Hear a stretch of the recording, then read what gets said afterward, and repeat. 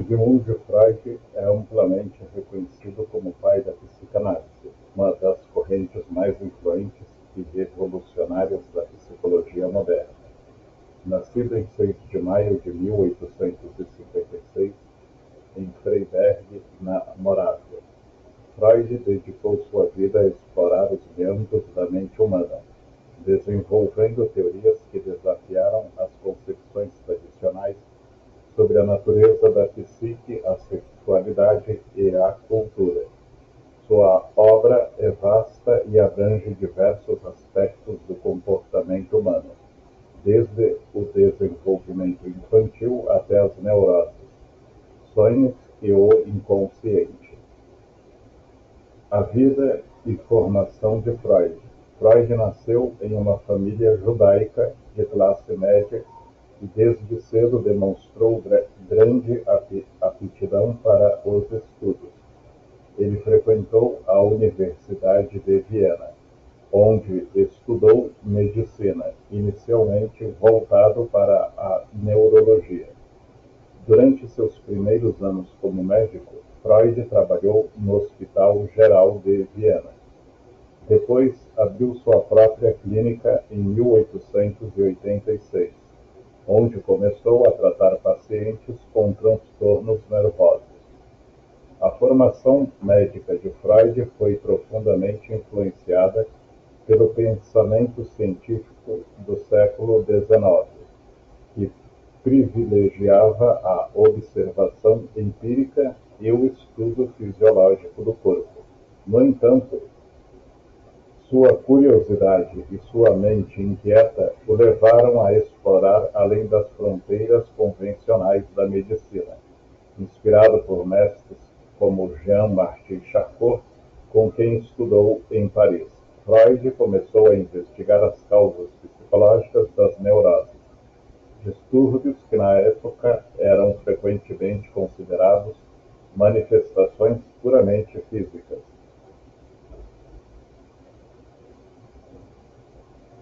Primeiros passos da psicanálise.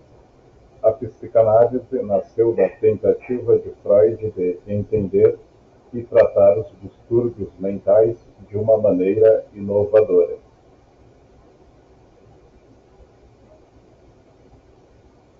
Um dos casos mais notáveis que influenciou suas ideias foi o tratamento de Anna O., uma paciente de Joseph Breuer, colaborador de Freud.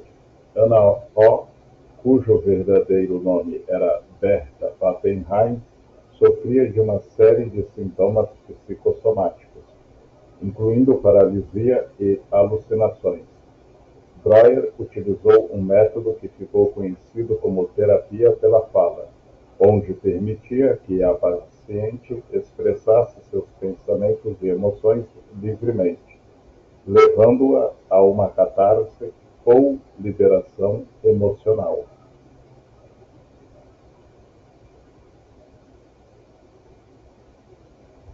A partir dessa experiência, Freud começou a formular a ideia de que muitos distúrbios mentais poderiam estar enraizados em conflitos emocionais e experiências reprimidas. Ele percebeu que a fala em um ambiente terapêutico poderia servir como uma ferramenta poderosa para trazer à tona conteúdos mentais inconscientes, permitindo que o paciente elaborasse e resolvesse seus conflitos internos. O inconsciente. A noção de inconsciente é central na teoria psicanalítica de Freud. Ele propôs que a mente humana não é completamente acessível à consciência, mas é composta por camadas como em sua primeira tópica: inconsciente, pré-consciente e consciente. Em seguida, Freud divide a mente em 3 instâncias psíquicas: o id, o ego e o superego da segunda tópica freudiana. Primeiro, id. O id é a parte primitiva e instintiva da mente, que opera de acordo com o princípio do prazer, buscando satisfazer desejos e impulsos básicos, como fome, sede e sexualidade. O id é totalmente inconsciente e impulsivo, não levando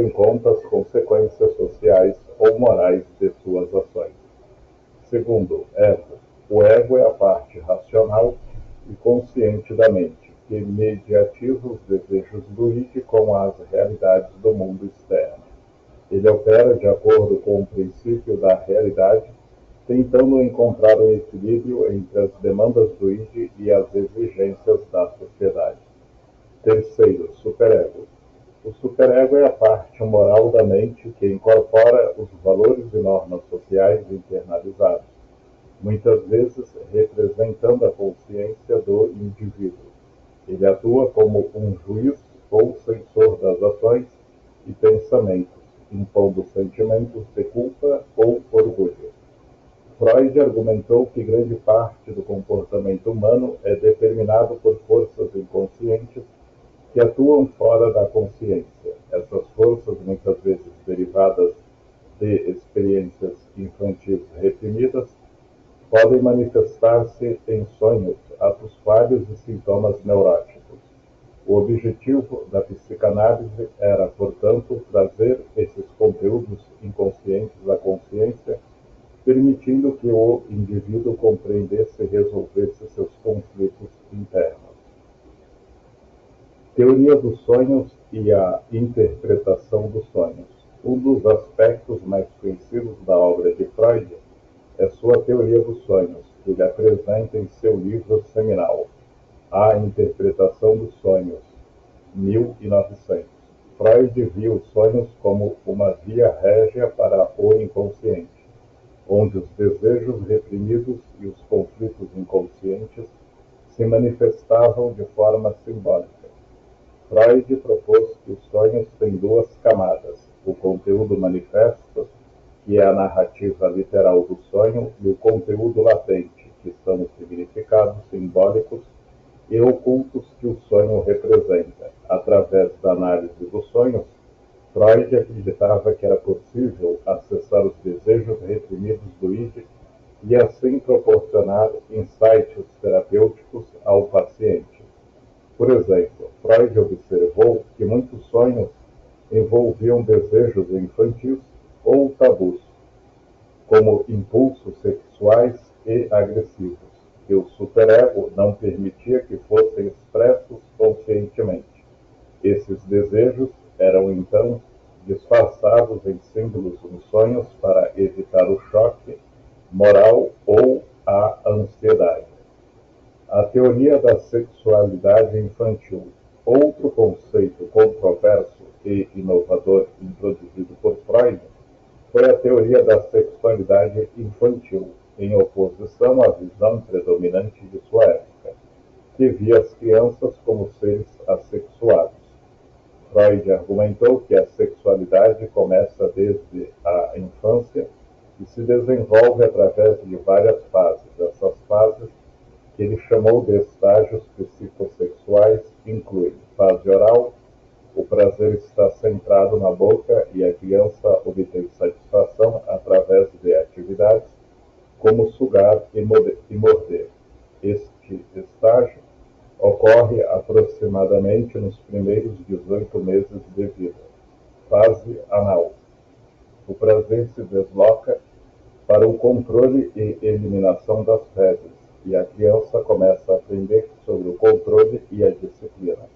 Este estágio ocorre entre os 18 meses e os 3 anos de idade. Fase fálica. A criança começa a se conscientizar das diferenças sexuais e desenvolve sentimentos inconscientes de desejo pelo pai do sexo oposto e rivalidade com o pai do mesmo sexo. Este estágio, que ocorre entre os 3 e os 6 anos de idade, é também onde Freud propõe o controverso conceito do complexo de Édipo.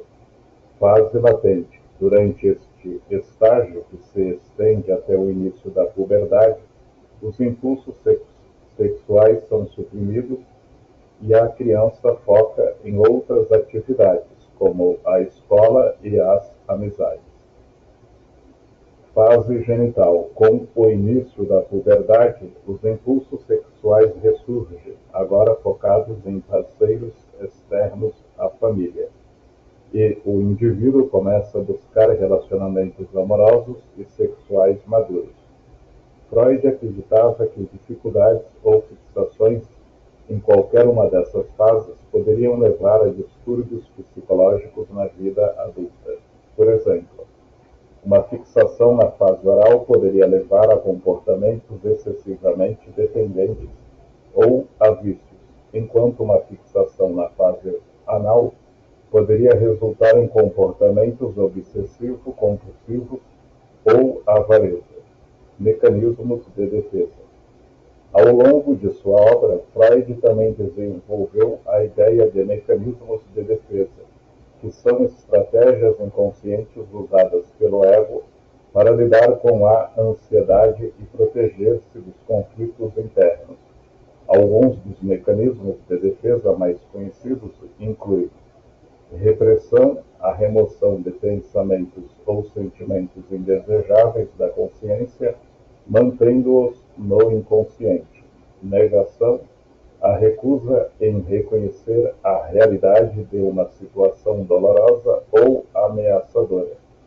Projeção, atribuir os próprios sentimentos ou desejos inaceitáveis a outra pessoa. Racionalização, criar justificativas plausíveis, mas falsas, para comportamentos ou sentimentos inaceitáveis.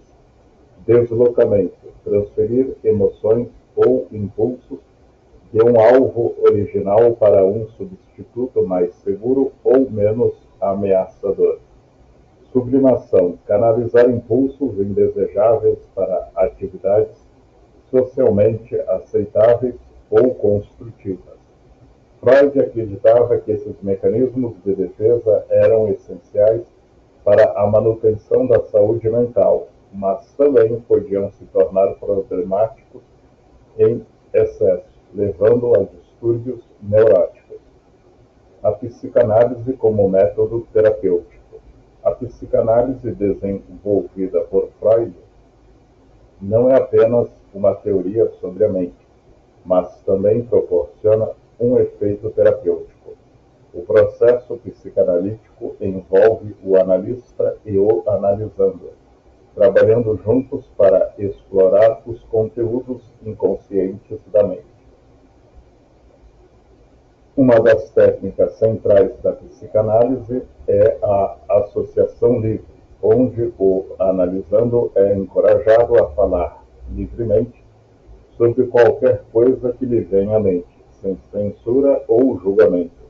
Esta técnica visa permitir que pensamentos reprimidos ou inconscientes emerjam, proporcionando percepções sobre os conflitos internos do paciente.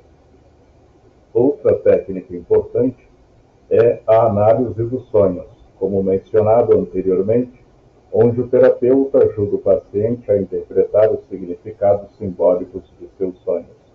Além disso, Freud desenvolveu a noção de transferência, onde o paciente projeta sentimentos e expectativas inconscientes relacionados a figuras importantes do passado, como os pais, no psicanalista.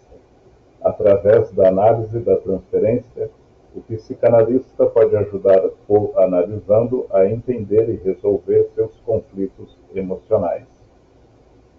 A psicanálise é um processo longo e muitas vezes doloroso, mas Freud acreditava que era necessário para ajudar os analisandos a alcançarem uma maior compreensão de si mesmos e, assim, se libertarem de seus sintomas neuróticos. A expansão e evolução da psicanálise. Embora Freud tenha sido fundador da psicanálise, a disciplina evoluiu consideravelmente ao longo do tempo, com contribuições de muitos outros pensadores. Alguns dos primeiros discípulos de Freud, como Carl Jung e Alfred Adler, desenvolveram suas próprias abordagens, divergindo em aspectos importantes da teoria freudiana. Jung, por exemplo, discordou da ênfase de Freud na sexualidade como a principal força motivadora do comportamento humano e introduziu conceitos como o inconsciente coletivo e os arquétipos.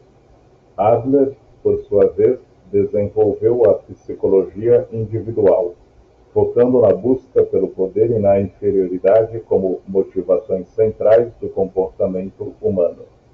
Além disso, a psicanálise influenciou uma ampla gama de disciplinas, desde a literatura até a antropologia e a crítica cultural.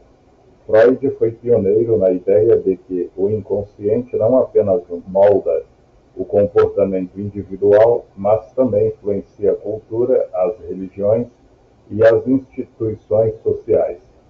O legado de Freud e a psicanálise contemporânea. Apesar das críticas no decorrer de sua carreira, o legado de Freud permanece forte e a psicanálise continua a ser uma força importante na psicologia e na cultura contemporânea. A psicanálise moderna evoluiu, incorporando novas descobertas e abordagens, como as teorias do apego, neurociência e psicologia relacional. Hoje, a psicanálise é apenas uma das muitas abordagens no campo da psicoterapia, mas continua a influenciar o pensamento sobre a mente e o comportamento humano. Seu impacto é evidente não apenas na psicologia clínica, mas também na literatura, cinema, filosofia e até na vida cotidiana, onde conceitos como repressão, inconsciente e complexo de Édipo se tornaram parte do léxico popular. Freud foi um pioneiro que abriu novos caminhos para a compreensão da mente humana, e sua obra continua a ser uma fonte de inspiração e debate, embora suas ideias tenham sido revisadas, desafiadas e expandidas. O núcleo da psicanálise, a crença na profundidade e complexidade da psique humana, continua a ressoar, mantendo viva a relevância de Freud no mundo moderno. Sigmund Freud, com sua obra monumental, revolucionou a maneira como entendemos a mente humana e a natureza do comportamento. A psicanálise, apesar de suas controvérsias e críticas, permanece uma das mais influentes teorias psicológicas de todos os tempos. Através de sua exploração do inconsciente, dos sonhos, da sexualidade, dos mecanismos de defesa, Freud nos ofereceu novas ferramentas para compreender não apenas os distúrbios mentais, mas também a condição humana em sua totalidade.